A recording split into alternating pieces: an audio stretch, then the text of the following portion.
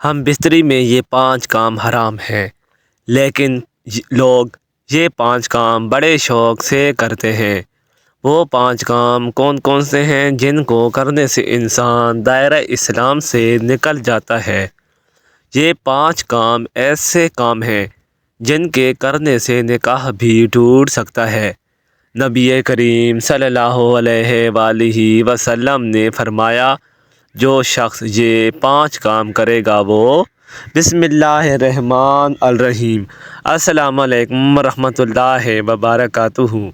محترم ناظرین، اسلام میں ازدواجی تعلقات کو محبت اور سکون کا ذریعہ قرار دیا گیا ہے، لیکن ان تعلقات کے لیے کچھ حدود بھی مقرر ہیں۔ حیا اور فطری طریقوں کی پابندی ازدواجی زندگی کو برکت اور پاکیزگی عطا کرتی ہے۔ غیر شرعی اور حرام طریقے نہ صرف گناہ کا باعث بنتے ہیں بلکہ تعلقات میں بے سکونی پیدا کر سکتے ہیں۔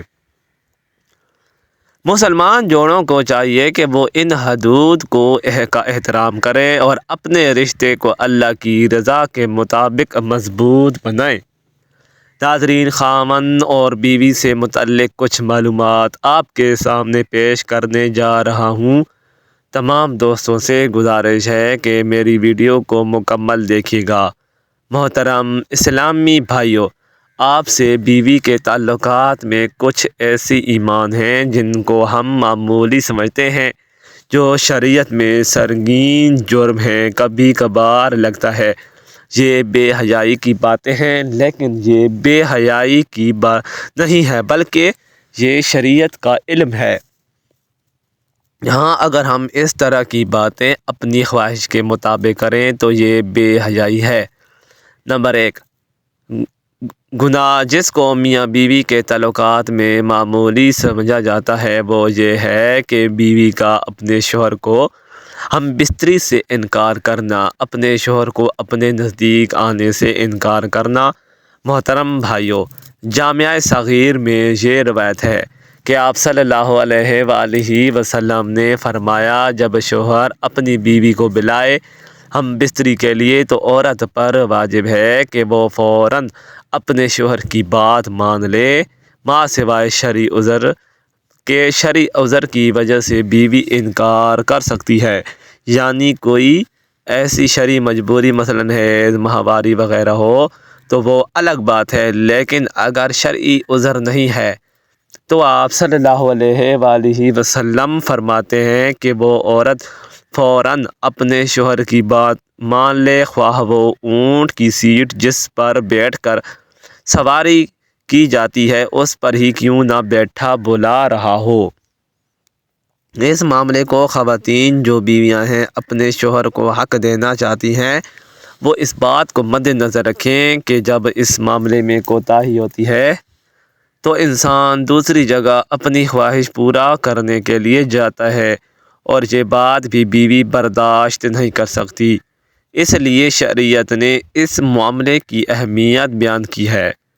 دوسری روایت صحیح بخاری نے کی ہے، نبی کریم صلی اللہ علیہ وآلہ وسلم نے فرمایا، جب شوہر اپنی بیوی کو ہم بستری کے لیے بلائے اور بیوی انکار کر دے اور شوہر اپنی بیوی سے ناراضگی کی حالت میں سو جائے تو جب تک وہ ناراضگی کی حالت میں سوتا رہے گا فرشتہ بیوی پر لعنت بھیجتا رہے گا۔ تو محترم بھائیوں اور بہنوں، 2 گناہ بیوی کے تعلقات میں جس کو غیر معمولی سمجھا جاتا ہے جبکہ شریعت میں اس کا اتنا سخت گناہ ہے، وہ یہ ہے کہ عورت کا بغیر کسی عذر کے شوہر سے طلاق کا مطالبہ کرنا۔ صحیح جامع صغیرہ کی روایت ہے کہ آپ صلی اللہ علیہ وآلہ وسلم نے فرمایا، بغیر عذر کے خلا لینے والیاں اور اپنے شوہر سے چھٹکارا حاصل کرنے والیاں، گھر اجاڑنے والیاں، یہ اس امت کی منافق ہیں۔ دوسری روایت میں فرمایا، جس عورت نے بغیر کسی سبب کے اپنے خاوند سے طلاق طلب کی اس پر جہنم واجب ہے اور یہ جنت کی خوشبو بھی نہیں سونگھے گی۔ نہ یہ کہ عذر پیش کرنا کہ میرا خاوند مجھے پسند نہیں آیا یا اس کی تنخواہ بہت کم ہے، میرا گزارا نہیں ہوتا، اس لیے مجھے طلاق چاہیے، تو یہ کوئی شرعی عذر نہیں ہے، اس لیے اس سنگین جرم اور گناہ سے بچنا چاہیے۔ اور والد اور والدین کو بھی چاہیے کہ وہ چھوٹی چھوٹی باتوں پر اپنی بیٹیوں کو گھر نہ بٹھا لیں۔ طلاق شوہر کا حق ہے، اور یہ کتنی بری بات ہے کہ طلاق بیٹی خود طلب کر رہی ہے۔ محترم بھائیوں، تیسرا گناہ جو میاں بیوی کے تعلقات میں عام طور پر ہوتا ہے، وہ اس کو معمولی سمجھا جاتا ہے، وہ یہ ہے کہ حیض کی حالت میں اپنی بیوی سے ہم بستری کرنا یا ایسی جگہ سے کرنا جو غیب کی ترکیب ہے۔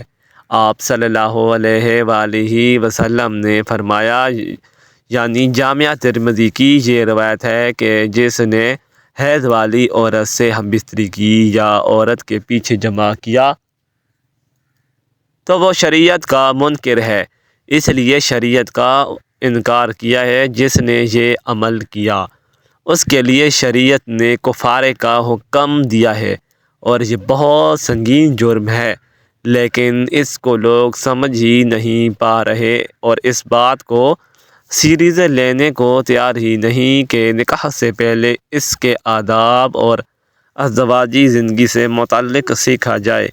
دنیا میں جہاں ہر چیز کی ٹریننگ ہوتی ہے، وہ لوگ ہم بڑے فخر سے کرتے ہیں، جناب ہم بستری کے بعد سونے سے قبل وضو یا غسل کرنا لازمی ہے، لیکن جب بات شریعت سیکھنے کی ہے تو وہاں کیا ہے جس کی ہمیں شرم آ رہی ہے؟ دنیا بے حیائی میں شرم نہیں آتی، لیکن شریعت سیکھتے ہوئے یا شریعت کی بات کرتے ہوئے ہمیں شرم آتی ہے۔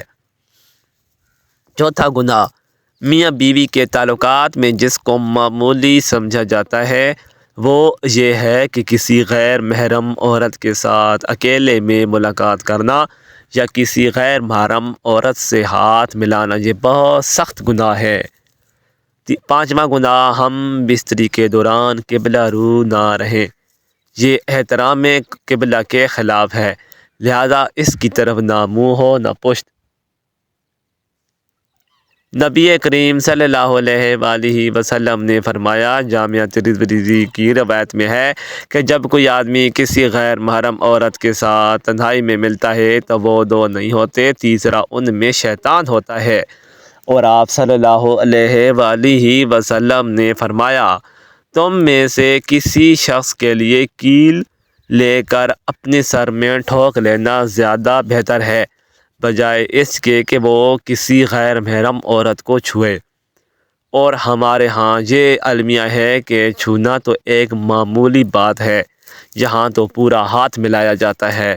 ایک بار ایک خاتون جس کو شریعت کا علم نہیں تھا، وہ مدینے آپ صلی اللہ علیہ وآلہ وسلم سے بیعت لینے آئی اور آپ صلی اللہ علیہ وآلہ وسلم کے آگے اپنا ہاتھ بڑھایا۔ آپ صلی اللہ علیہ وآلہ وسلم نے فوراً ہاتھ پیچھے کر لیے اور فرمایا، محمد صلی اللہ علیہ وآلہ وسلم کسی عورت کے ننگے ہاتھوں کو دیکھنا بھی پسند نہیں کرتے۔ آپ صلی اللہ علیہ وآلہ وسلم نے اپنا چہرہ مبارک پھیر لیا۔ حضرت مخمر بن حیدر رضی اللہ تعالیٰ عنہ فرماتے ہیں کہ میں نے عرض کی، یا رسول اللہ صلی اللہ علیہ وآلہ وسلم، میں کئی مہینے پانی والے علاقے سے بہت دور رہتا ہوں، جبکہ میری بیوی میرے ہمراہ ہوتی ہے، کیا بیوی سے ہم بستری کر سکتا ہوں؟ آپ صلی اللہ علیہ وآلہ وسلم نے فرمایا، جی ہاں، اگرچہ تم 20 سال پانی سے دور رہو تب بھی ہم بستری کر سکتے ہو، اور غسل کے لیے تیمم کر لیا کرو۔ دعا ہے کہ اللہ رب العزت ہم تمام مسلمانوں کو شریعت کے مطابق ہم بستری کرنے کی توفیق عطا فرمائے، آمین ثم آمین۔ مزید اچھی ویڈیوز کے لیے چینل کو سبسکرائب کریں، ویڈیو کو لائک اور شیئر کرنا نہ بھولیں۔ شکریہ۔